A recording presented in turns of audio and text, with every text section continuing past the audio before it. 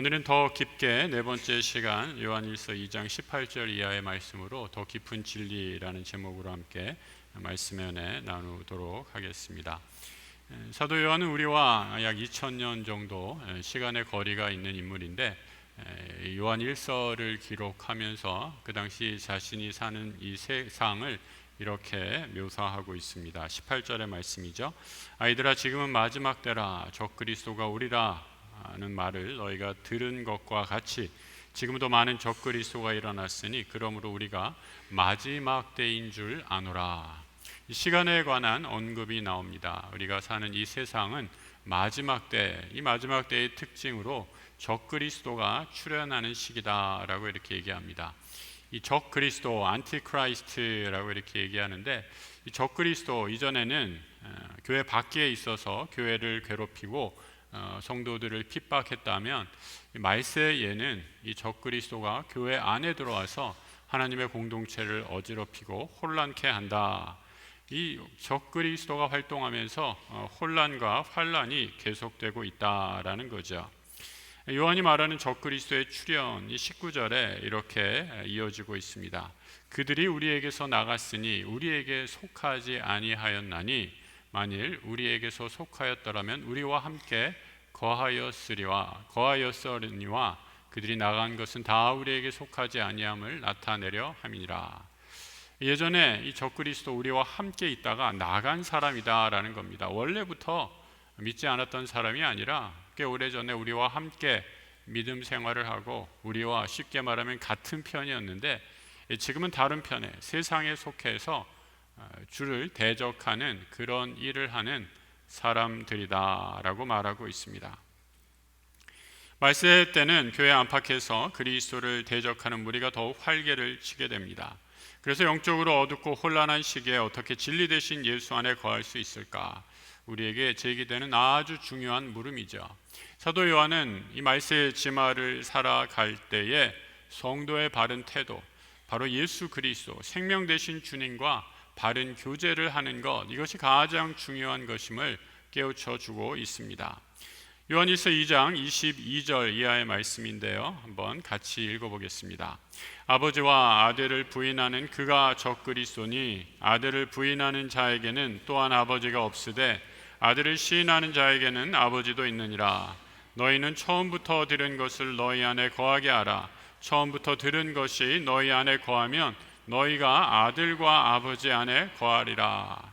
혼돈과 핍박의 시기, 적그리스도가 출현한 말세 지말에 이때를 잘 지내는 특별한 비결, 엄청난 일을 행하고 특별한 일을 하는 것이 아니라 우리가 알고 있는 것, 처음부터 들은 것 안에 거하라 라고 말씀합니다.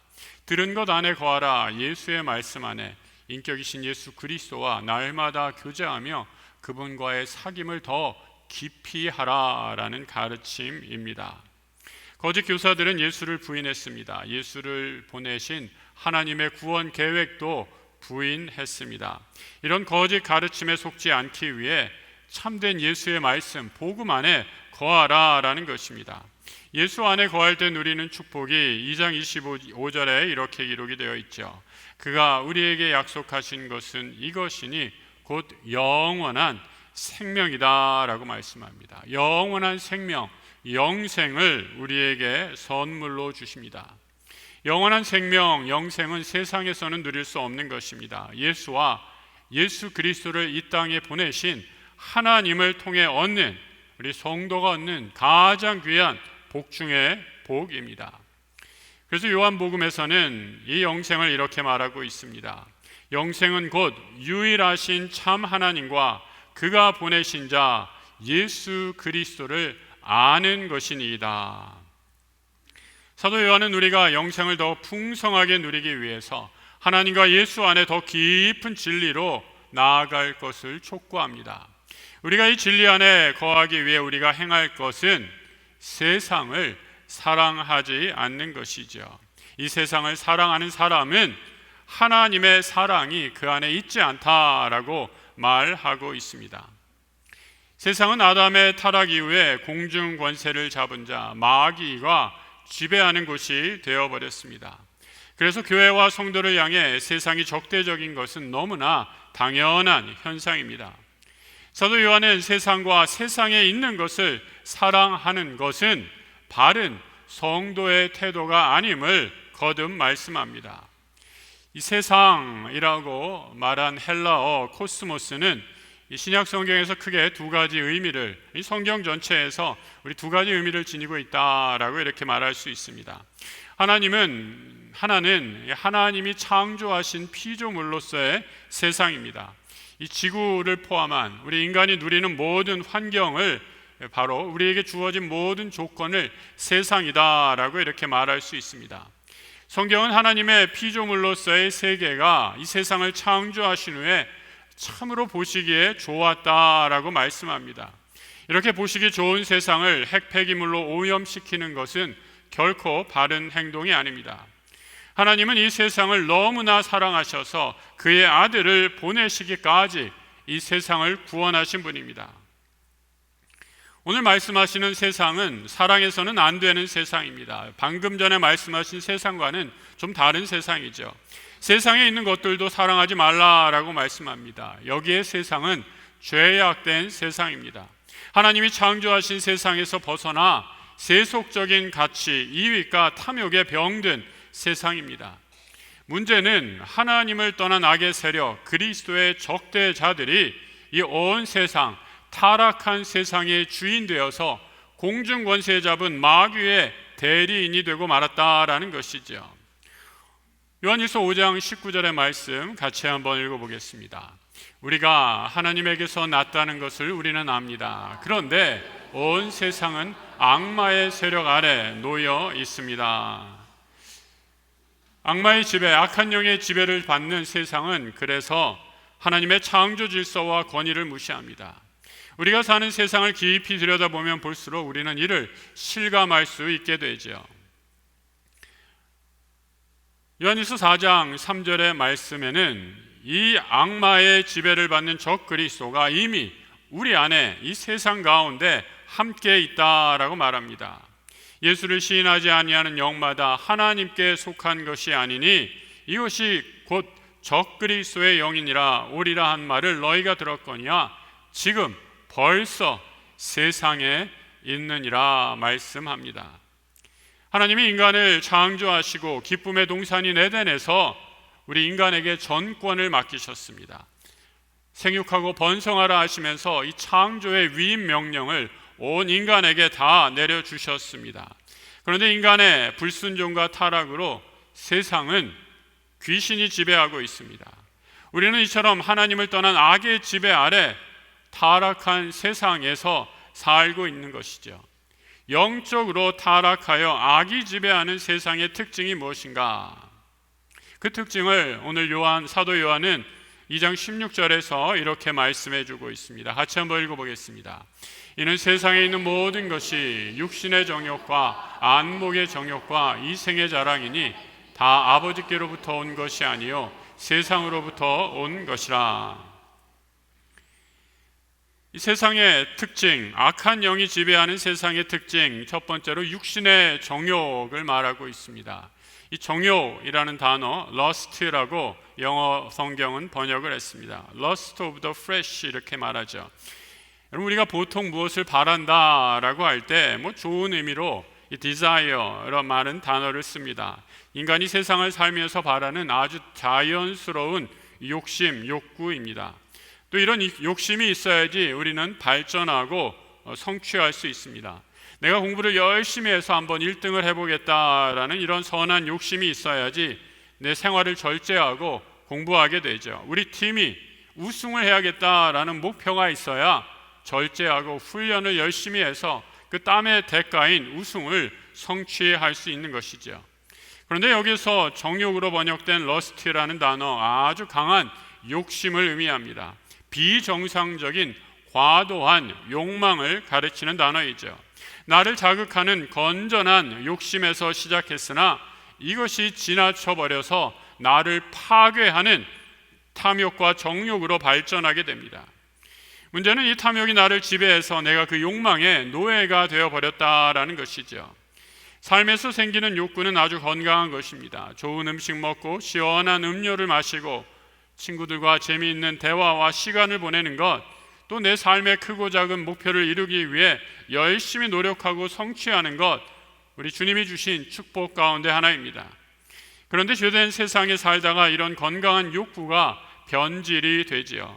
욕망을 다스리지 못하고 절제하지 못해서 과도한 정욕에, 탐욕에 빠져 이 욕심이 나를 병들게 하고 내 영혼을 지배해 버린 것이지요.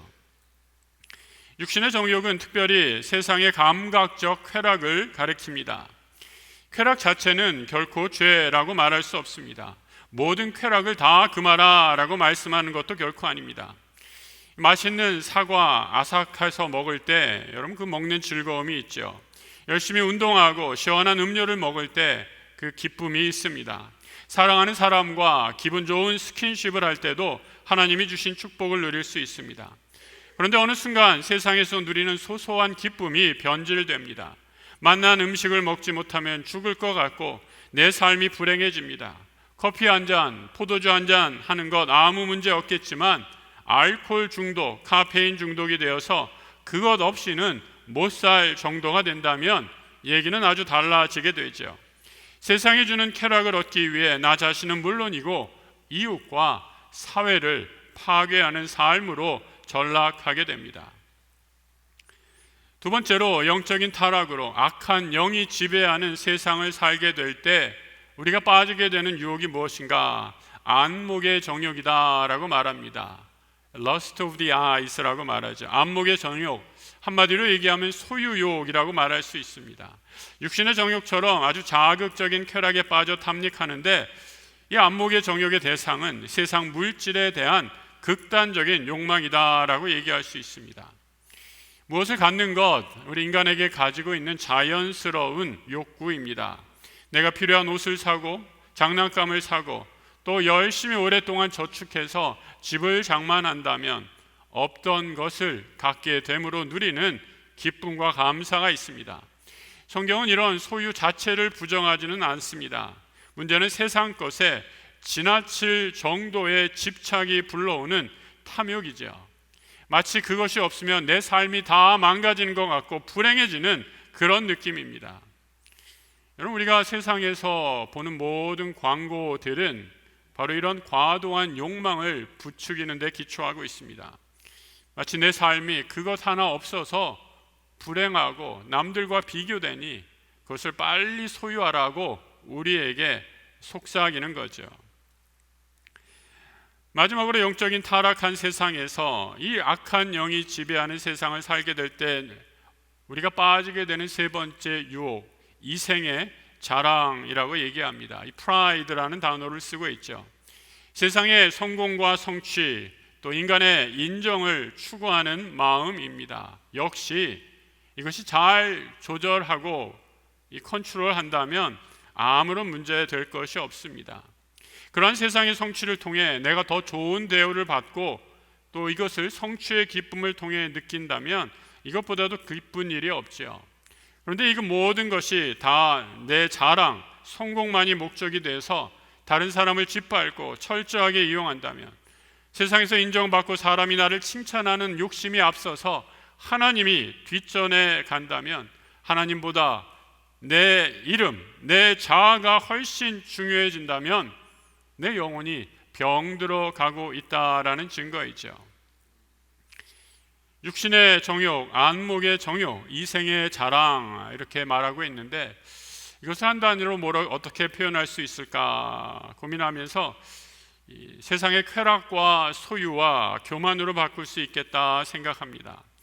세상에서 누리는 쾌락, 세상이 가지고 있는 소유, 또 세상의 자랑만을 추구한다면 이런 것이 다 전적으로 나쁘다라는 것이 아닙니다. 이것만을 추구한다면 아까 말씀드린 것처럼 이미 하나님을 떠난 사람이다라고 경고하고 있는 거죠.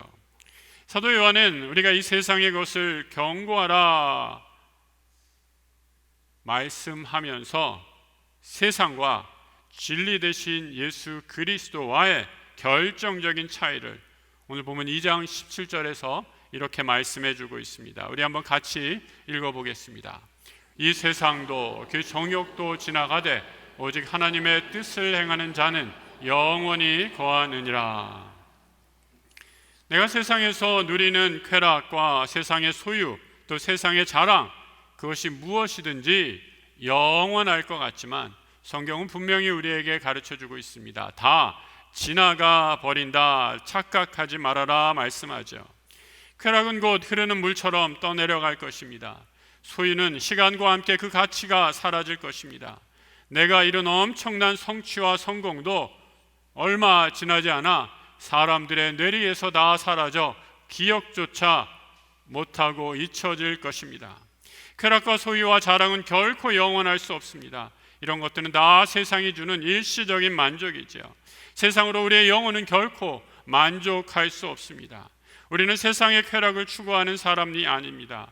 우리는 이제 막 나온 오늘의 신상품에 취해 유행을 쫓아 살아가는 소유욕에 빠진 존재가 아닙니다. 우리는 세상의 내세울 업적과 나의 성공을 우상으로 삼아 하나님을 뒷전으로 두고 살아가는 세상 자랑에 취해 사는 존재들도 아닙니다. 영생을 바라보며 예수와 함께 하나님의 뜻을 행하는 사람은 어떤 사람입니까? 이 땅의 잠시 만족이 아니라 하늘의 기쁨을 추구하는 사람이죠. 세상의 소유에서 만족을 찾는 것이 아니라 하나님과 그 하나님과의 깊은 영적인 교제를 통해 만족을 얻습니다. 우리는 나의 자랑, 나의 업적을 자랑하는 것이 아니라 내가 많이 가졌건 없던 간에 구원의 하나님만을 자랑하며 예수만을 자랑하는 사람, 그 사람이 바로 성도임을 성경은 가르쳐 줍니다. 우리는 하늘의 기쁨과 만족 속에서 하나님이 주신 사명을 추구하며 살아가는 주님의 백성이기 때문이죠. 주님과 함께 살아가는 사람, 사도 요한은 영원히 하나님과 함께하는 영생의 복을 누릴 것을 말씀해 주고 있습니다. 이번 여름에 저는 개인적으로 가장 기뻤던 시간, 순간을 꼽으라라고 한다면, 올해 여름 얼마나 무덥고 또 긴 여름, 더위가 계속되고 있습니까? 우리 교회 학교 아이들 여름 성경학교 또 수련의 시간이다라고 주저없이 택하겠습니다. 우리 아이들 오랜만에 이 성경학교 또 수련회 여니까 얼마나 신나고 즐거워했는지 모릅니다. 뭐 아이들이야 모처럼 와서 친구들과 뛰어놀고 하니까 즐거웠죠. 그런데 저는 특별히 우리 선생님들 모습을 보면서 천국이 바로 이런 곳이겠구나라고 생각했습니다. 선생님들 뭐 다 연령 차이가 많이 나시잖아요. 그래서 선생님들 이렇게 보면 이 아이들 쫓아다니라고 다 지치시더라고요. 당연하죠. 이렇게 더운 날 아이들 쫓아다니는 거 보통 에너지가 많이 쓰이는 게 아니죠. 여러분 뭐 이놈들은 체력이 좋아서 잠깐만 뭐 쉬었다가 또 일어나면 뭐 그냥 피곤한 줄도 모르고 뛰어다니는데 우리 선생님들은 그렇지 않잖아요. 근데 힘들고 또 더위에 많은 체력적인 소모가 있어도 그 얼굴이 얼마나 기쁘고 또 감사한 웃음으로 가득 차 있는지, 이 천국 백성을 사는 사람의 모습이 바로 이러하겠구나, 제가 보면서 얼마나 감사하고 기뻤는지 모릅니다. 세상은, 이 타락한 세상에서 우리가 이 세상을 살아갈 때 우리가 못 해본 것 좀 더 해야, 이 짜릿한 경험을, 쾌락을 해야 즐겁지 않겠느냐 유혹합니다. 남들이 다 가지고 있는 것 너도 가져봐야 행복하지 않겠니 속삭입니다. 남들이 이루지 못한 위대한 업적과 성공을 이뤄서 자랑할 만한 것 좀 있어야 괜찮은 인생이라고 우리를 속이고 있습니다. 하지만 성도는 세상의 쾌락과 세상의 소유와 이 세상을 자랑하는 그 교만으로 살아가는 사람들이 아니죠. 우리는 하나님의 형상으로 창조된 하나님의 자녀들이기에 생명 되신 주님과 교제함으로 온전한 만족을 누릴 수 있기 때문입니다. 독일어 단어 중에 Sehnsucht라는 단어가 있습니다. 내면에 아주 깊은 갈망을 뜻하는, 하지만 뭔가 말로 표현하기 어려운 그런 갈망을 지칭하는 단어입니다.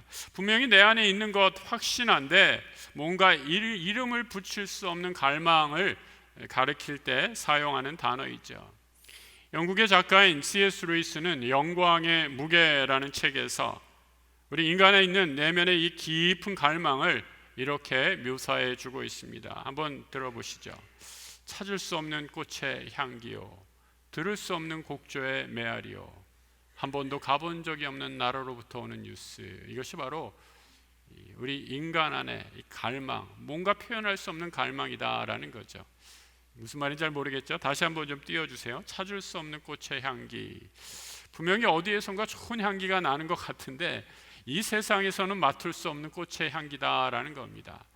들을 수 없는 곡조의 메아리, 아름다운 노래, 이 곡조 멜로디가 들리는데 세상의 유행가와는 요즘 노래하는 아이돌의 그런 노래와는 비교할 수 없는 천상의 소리와 같은 그런 메아리가 내게 울려 퍼지고 있다라는 겁니다. 세상에 여행 많이 다녀봤지만 한 번도 가본 적이 없는 나라로부터 오는 뉴스, 굿 뉴스, 복음의 소식이 나에게 매일매일 들려지는 이 놀라운 신비한 갈망을 얘기하고 있습니다. 바로 하나님 나라 천국을 향한 우리 내면의 갈망을 이렇게 시적으로 표현한 거죠. 세상의 어떤 쾌락과 소유와 성취도 하나님을 향한 내 영혼의 갈망을 만족시킬 수 없습니다. 3세기 교부 성 어거스틴이 말했던 것처럼 우리는 하나님 안에 거할 때까지 내 영혼의 참된 만족은 결코 없기 때문입니다. 영혼의 깊은 갈망이 하나님께로 조율되고 맞춰질 때 우리는 죄된 세상에 살면서도 참된 기쁨, 만족과 평안을 누리며 나를 이 세상에 보내신 하나님의 목적을 깨달아 의미 있는 삶을 살 수 있는 것입니다. 사도 요한은 분명히 말하고 있습니다. 세상은 다 지나간다. 하지만 하나님 안에 있는 사람은 영원하다라고 말씀하고 있습니다. 오늘 예배하는 우리 성도 여러분, 무덥고 긴 여름이 늦더위가 기승을 부리고 있습니다. 여러분 한번 내 내면을 한번 자세히 들여다보시면서 한번 질문해 보시기 바랍니다. 내 안에 하나님이 주시는 이런 평강과 기쁨과 은혜가 있는가? 내 안에 아직 이런 은혜와 평강과 감사와 기쁨이 없다면 내 마음의 중심이 이 죄된 세상에서 살면서 세상의 쾌락과 세상의 소유와 세상의 자랑, 그 교만에 빠져 살고 있기 때문은 아닌가 스스로에게 질문해 보시기 바랍니다. 우리는 세상에 주는 쾌락, 소유와 자랑보다 주님이 허락하시는 기쁨과 만족과 삶의 목적에 맞게 살아가는가? 이 질문에 네 주님, 그렇습니다. 저는 세상에 만족하지 않고 주님이 주시는 하늘의 신령한 음료와 양식에 만족합니다 라고 대답한다면 우리는 이 죄악된 세상 한복판에서도 진리 되신 주님과 한 걸음 더 가까이 다가서게 될 줄로 믿습니다. 오늘 예배하는 우리 모든 성도들 이 놀라운 은혜, 하늘의 복을 누리시며 주께 더 다가서는 복된 은혜 누리시길 우리 주님의 이름으로 축복합니다. 함께 기도하겠습니다. 하나님 아버지, 악한 공중권세 잡은 마귀가 다스리는 이 세상 가운데, 병든 세상 가운데 살면서 이 세상이 주는 것에 만족하지 않게 하여 주옵소서. 적그리스도가 활개치는 죄악된 세상에서 주님이 주시는 신령한 음료와 양식을 먹으며 날마다 우리 주님과 더 깊은 교제 누리며 살아가는 은혜와 축복 허락하여 주옵소서. 진리 되신 주님, 세상의 것으로 만족하는 것이 아니라 참된 생수의 근원 되신 예수 그리스도와 교제함으로 예수와 동행하는 하나님께로, 우리 주께로 더 한 걸음 가까이 가는 진리의 바다로 나아가는 우리 주의 자녀들 되게 하여 주옵소서. 참 소망과 어두운 세상에 진리의 빛 되어 주신 우리 주 예수 그리스도 이름으로 기도드립니다. 아멘.